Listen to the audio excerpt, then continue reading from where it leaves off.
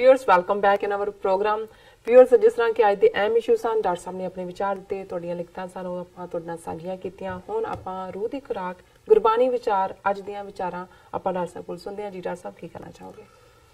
देखो अज पंजवें पातशाह दा आसा राग दे विच शब्द असीं विचार लई चुने। जी विचार दा सेंट्रल जां मुख विषय ये है कि जिहड़ा रब सारियां नेमतां देण वाला है, बिल्कुल जिस रब दे नाल जुड़िया सारियां चिंतावां दूर हो जांदियां ने, जिस रब दे हुक्म च जिउणा जिंदगी दे विच दुखां दा अंत करदा है, जी पर जिहड़ी इंसान दी फितरत है वो रब तो दूर हो के दुनियावी जिहड़े थोड़ चिरे सुख ने, थोड़ चिरियां ਜਿਹੜੀਆਂ ਇੱਛਾਵਾਂ ਸਾਡੀਆਂ ਡਿਜ਼ਾਇਰਸ ਖਾਹਿਸ਼ਾਂ ਉਹਨਾਂ ਨੂੰ ਅਸੀਂ ਮੰਗਦੇ ਹਾਂ, ਉਹਨਾਂ ਦੇ ਵਿੱਚ ਜਿਉਂਦੇ ਹਾਂ, ਉਹਨਾਂ ਦੇ ਵਿੱਚ ਹੀ ਮਰ ਜਾਂਦੇ। ਔਰ ਜਿਹੜਾ ਅਸਲੀ ਰਸ ਹੈ ਜਿਹੜਾ ਕਿ ਇੱਕ ਵਾਰ ਆਇਆ ਤੇ ਫਿਰ ਉਹ ਜਾਂਦਾ ਨਹੀਂ। ਕਿ ਜਿਵੇਂ ਇਹ ਅਸੀਂ ਪੜ੍ਹਦੇ ਹਾਂ ਕਿ ਉਹ ਰਸ ਛਾਡਾ ਇਹ ਰਸ ਆਵਾ, ਇਹ ਰਸ ਆਵਾ ਉਹ ਰਸ ਨਹੀਂ ਪਾਵਾ। ਇਸ ਕਿਸਮ ਦੀ ਤੁਕ ਹੈ ਕਿ ਵੀ ਜਦੋਂ ਤੁਸੀਂ ਦੁਨਿਆਵੀ ਰਸ ਛੱਡਦੇ ਹੋ फिर ही रब की याद का रस स्वाद तुहानू आंदा है, तो जदों वो स्वाद आ जाए फिर दूसरा कोई स्वाद चंगा नहीं लगता। और ये शब्द है, हर रस छोड़ होछै रस माता, घर में वस्त बाहर उठ जाता, सुनी न जाई सच अमृत गाथा, रार करत झूठी लग गाथा। रहाओ उन्हें रहाओ दी तुक सेंट्रल आइडिया है कि वाहिगुरु दे नां दे स्वाद नूं छड्ड के थोड़ चिरे रस दे विच दुनियावी रसां दे विच असीं गुलतान हो जांदे हैं। मत है उस च मतना होछै थोड़ चिरा, घर में वस्त बाहर उठ जाता। रब तुहाडे अंदर वसदा है, असीं अंदर दे नाल जुड़ के अपने अंदर चों स्वाद लैण दी थां इच्छावां दे पिछे बाहर भज्जे फिरदे हैं, गुस्सा भी करदे हैं, फिर गुस्से दे विच ही जिउंदे। सुनी न जाई सच अमृत कथा, जिहड़ी सच्ची कथा है उस वाहिगुरु दे गुणां दी, वाहिगुरु दे नाम दी, ਉਹ ਸੁਣਨਾ किते भी बहना सानू बड़ा औखा लगता है। सानू कोई काम याद आ जाता है, वो गुरुद्वारे गया ही याद आता है, या मसीत च बैठे ही आता है, या मंदिर च ही आता होएगा। एन पाठ करन लगो उदों जिहड़ी गल कदे नहीं याद आई हुंदी ओही आ जांदी, क्योंकि बाहर नूं मन दौड़ रहा हुंदा है। सुनी न जाई सच अमृत कथा, वो सुनने वाल चित नहीं है।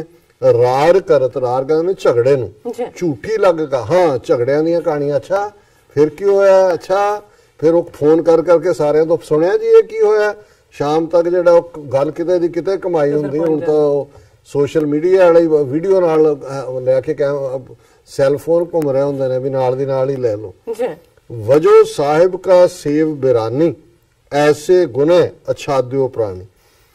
कि जो कुछ दिता होया है वजह हुंदा है वजीफा, जिहड़ी साडा खाण पाण तो लैके जो सुख आराम ने वो तो रब ने दिते ने। सेव बिरानी, पर सेवा असीं किहदी करदे हैं? माया देवी दी। रब नूं छड्ड के ठाकर की सेवा करे ना, चेरी की सेवा करे ठाकर नहीं दिसे। कि नौकरानी दी जिहड़ी गुलाम है माया, उहदी असीं सेवा च है, रब नज़र नहीं आंदा। वजीफा वजो साहिब का वजीफा रब दिंदा है तुहानू, सेव बेगानी सेव बिरानी ऐसे गुने अच्छाद्यो पुरानी। ये जिहड़ा इंसान है किदे तोला रख के बैठा है, किस किस्म दा की समझदा है भी रब नूं नहीं पता है भी तेरी औकात की है। तिस स्यो लूक जो सद ही संगी, जिहड़ा हमेशा रहन वाला है उहदे तो उहदे नाल तां असीं लुकण मिट्टी खेल रहे हैं, उह तो लुके हुए हैं। काम ना आवे सो फिर मंगी, जिहड़ियां इच्छावां जिहड़ियां ने उन्हां ने तुहाडे किसे काम नहीं आना। एक तो बाद एक असीं मंगदे हैं कि आ भी पूरा हो जाए, वो भी पूरा हो जाए।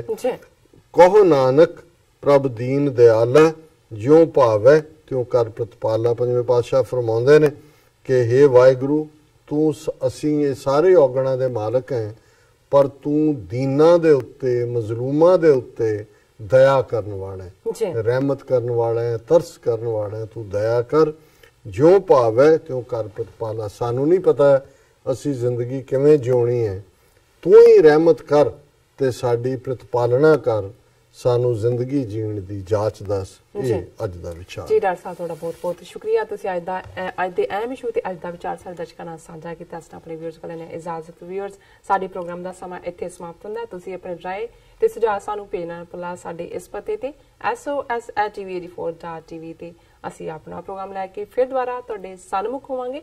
ਤਦ ਤੱਕ ਲਈ ਮੈਨੂੰ ਤੇ ਆਪਣਾ ਸੁਣਾ ਗਿਆ ਦਿਓ। ਦੇਖਦੇ ਰਹੋ TV84। ਬੁਲਾ ਦਿਓ ਫਤਿਹ। ਵਾਹਿਗੁਰੂ ਜੀ ਕਾ ਖਾਲਸਾ, ਵਾਹਿਗੁਰੂ ਜੀ ਕੀ ਫਤਿਹ।